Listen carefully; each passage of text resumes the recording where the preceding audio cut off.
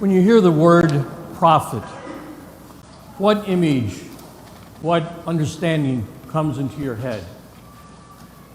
For most people, I think the thing that comes in their head is someone who talks about, who can foresee the future. But that is not the biblical concept of prophet. We heard that articulated in the first reading today. When God is giving Ezekiel a command to go to a people and speak to them the words of God. That is the real biblical concept of prophet. One who speaks for God. And time again in the scriptures, we see that happening. We also see God giving Ezekiel a warning. They're going to resist you. They're going to resist you. Because basically you are going to be asking them to turn from their sinful ways to the ways of the Lord. To the ways of the Lord. And the people are resistant to that. And we see time and time again where they try to kill the prophet. To get the prophet out of town, kick him out of town. We don't want to hear this. We don't want to hear this. St. Paul was a prophet. He was one who spoke the word of the Lord. And as he's writing to the Corinthians, he is mindful of their resistance to his message. And he says, I am weak. I am weak. But God's grace is sufficient. God's grace is enough for me. And even though I've been shipwrecked, beaten, stoned, left for dead, I continue to speak for the Lord. I continue to speak for God. In the gospel reading, we hear Jesus going to his native place. And the people finding him all too much for them. They have him in a category. You know, you're the son of Mary and Joseph. You're a carpenter. Who are you to say this stuff? Who are you to say this stuff? And again, they resist him. Now, a little warning, the next piece of this homily comes from today's paper.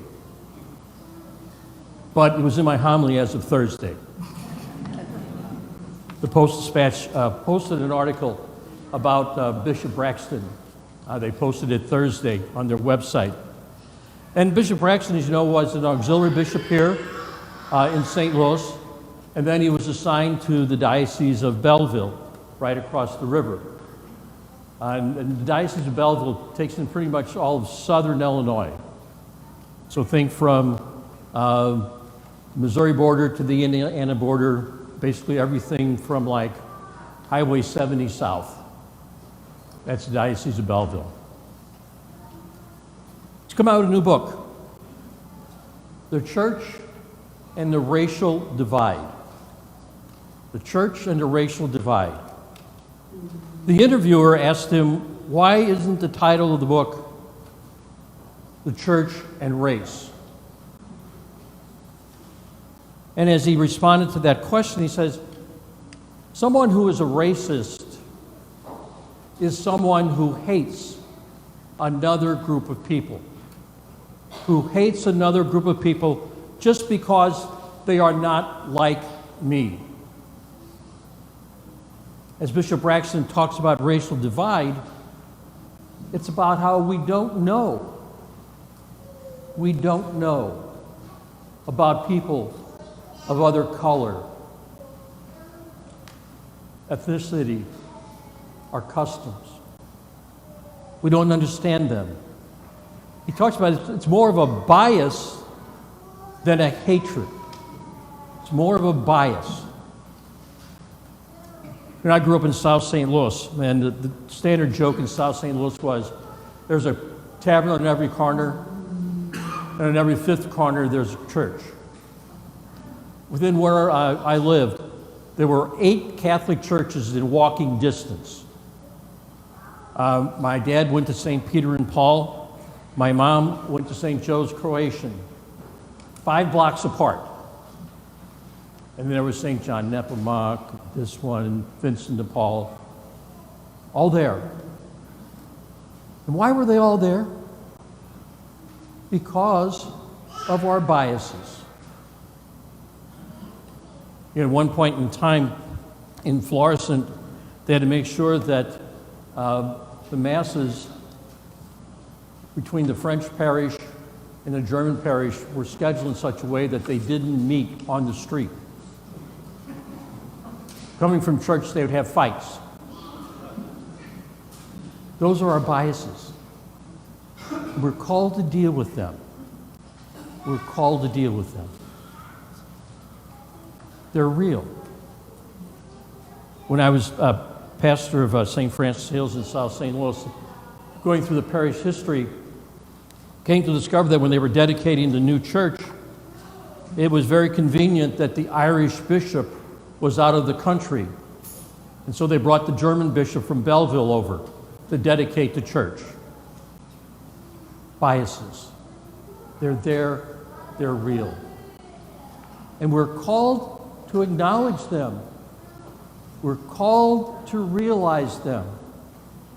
We're called to recognize, as St. Paul recognized, they are weaknesses. They are weaknesses in us. And it's only when we recognize them and acknowledge them that we can begin to deal with them. Today we celebrate our independence. And with that independence comes a responsibility. And it's taken our country almost 250 years to continue to grapple with some of our biases. The Constitution initially said that a black man was 3/5 of a person. 3/5 of a person. It took a civil war for us to undo that. It took a constitutional amendment to recognize that women had a right to vote. Had a right to vote. And why were those there? They were there because of our biases. Because of our biases. Not because of hatred, but because of biases. We need to recognize them. We need to acknowledge them. But like the thorn in the side that St. Paul talked about, we need to try and get rid of them. They make us weak. But we need to understand we are a graced people. All created image, all created equal in the image and likeness of God.